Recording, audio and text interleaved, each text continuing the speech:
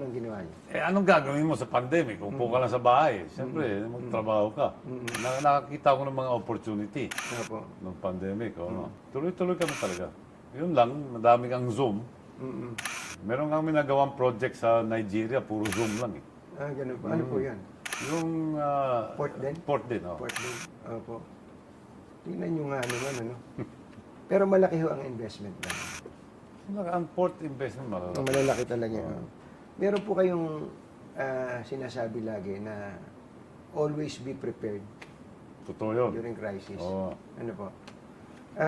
Meron ba kayong hugot doon? Kumbaga may personal ba kayong... Dinaanan ko yung Asian crisis. Opo, Oo. Kaya kailangan, doon ko natutunan na kailangan lagi kang ready. Lagi kang preparado.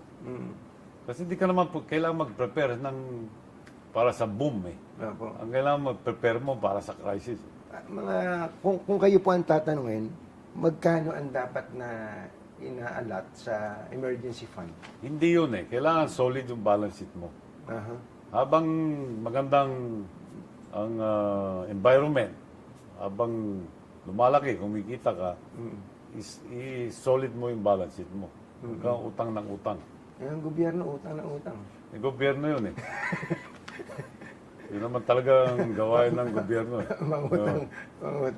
Sa mga katulad po namin at mga nanonood sa atin, so, Mag-set aside kayo ng savings para sa crisis. opo. Kasi hindi mo alam mangyayari.